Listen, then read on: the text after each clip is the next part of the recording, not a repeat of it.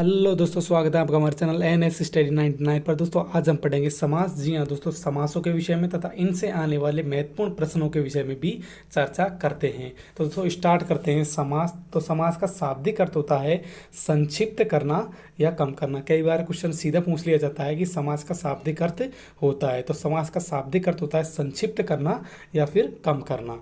Next है दोस्तों, इसकी परिभाषा के विषय में बात करते हैं। दोस्तों समास कहते किसे हैं? तो दोस्तों समास कहते हैं दो या दो से अधिक शब्दों से मिलकर बने नए सार्थक शब्द को समास कहते हैं। जी हाँ दोस्तों, दो या दो से अधिक शब्दों से मिलकर बने नए सार्थक शब्द को समास कहते हैं। अब बात करते हैं समास कितने प्रकार के होते हैं। तो दोस्तों समास 6 प्रकार के होते हैं।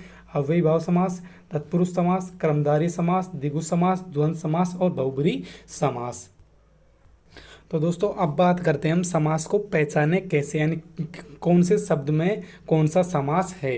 तो दोस्तों स्टार्ट करते हैं हम अव्ययीभाव समास से। तो दोस्तों जिसका अव्ययीभाव समास होता है, इसका जो पहला पद या पूर्व पद अव्ययवाची होता है। जी हाँ दोस्तों, इसका पहला पद या पूर्व पद अव्ययवाची होता है, दूसरा पद या उत्तम पद प्रधान होता है। कई बार यह क्वेश्चन पूछ लिया जाता है किस समास का पहला पद या दूसरा पद प्रधान होता है।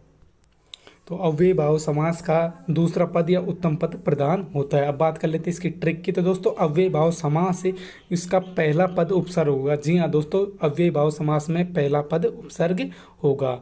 तो बात कर लेते हैं एग्जाम्पल के साथ। प्रति दिन, तो प्रतिदिन, प्रति प्लस दिन प्रति उपसर्ग होता है। तो प्रति प्लस दिन यानी हम कह सकते हैं कि इसमें प्रति उपसर्ग है, तो इसको देख के हम आसानी के साथ बता सकते हैं कि इसमें अव्ययीभाव समास होगा। प्रत्येक, प्रति प्लस एक प्रति उपसर्ग आ गया, प्रति प्लस माह प्रति माह आ गया, अनुरूप, अनु प्लस रूप, आगमन, आ प्लस गमन।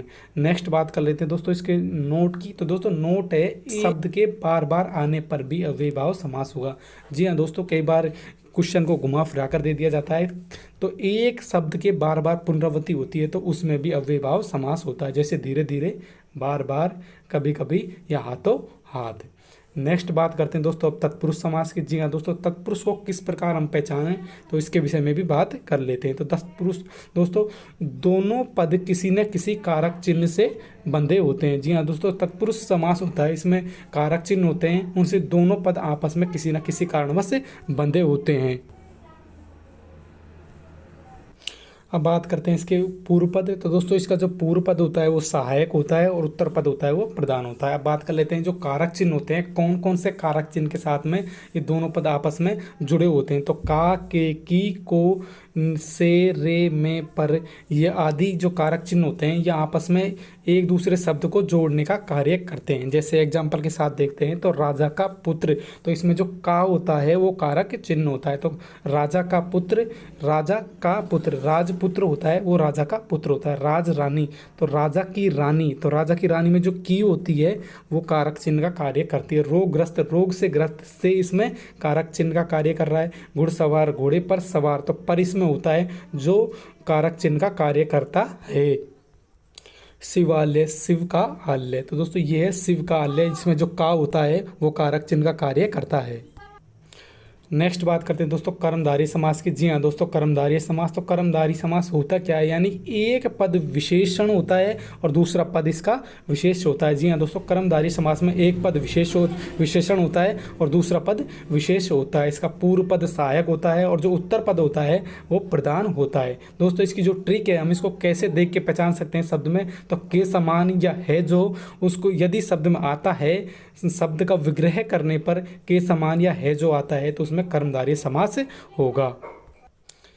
जैसे चरण कमल, यानी कमल के भी हमने पढ़ा था के समान या है जो आता है तो वो कर्मधारय समास की पहचान है। तो के समान यानी चरण कमल, कमल के समान चरण, तो के समान आ गया इसमें, तो के समान कर्मधारय समास की पहचान है।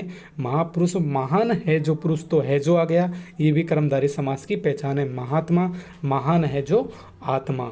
अब बात करते हैं द्विगु समास के विषय में। जी हाँ दोस्तों, द्विगु समास, तो द्विगु पद संख्यावाची और दूसरा पद प्रधान होता है। पूर्व पद संख्यावाची होता है और जो उत्तम पद होता है या द्वितीय पद उत्तम पद प्रधान होता है। अब इसकी ट्रिक देख लेते हैं। तो यानी कि काह समूह यदि शब्द के अंत में आता है या विग्रह करने पर काह समूह आता है तो द्विगु समास की पहचान होगी। तो बात कर लेते हैं, जैसे कि यानी चौराहा यानी चार राहों का समूह, तो काह समूह आता है लास्ट, तो ये द्विगु समास की पहचान है। त्रिकोण यानी तीन कोणों का समूह, तिरंगा तीन रंगों का समूह। नेक्स्ट बात करते हैं दोस्तों द्वंद्व समास की। दोस्तों द्वंद्व समास की पहचान है यानी दो शब्द एक दूसरे के उल्टे होते हैं। जी हाँ दोस्तों, द्वंद्व समास की सीधी सी पहचान है कि दोनों शब्द आपस में उल्टे होंगे। तो पहला पद व दूसरा पद दोनों ही प्रधान होते हैं। दोस्तों द्वंद्व समास में एक और खासियत है कि इसके दोनों ही पद प्रधान होते हैं। पूर्व पद प्रधान और उत्तम पद भी प्रधान होता है। इसकी पहचान होगी और, एव अथवा या। यदि शब्द में आते हैं या विग्रह करने पर और, एव अथवा या शब्द का प्रयोग होता है तो वहाँ पर द्वंद्व समास होगा। जैसे कि भाई बहन, भाई और बहन, और आ गया तो और जो पहचान है वो है द्वंद्व समास की। गंगा यमुना, गंगा और यमुना। पाप और पुण्य, सुख दुख, सुख और दुख।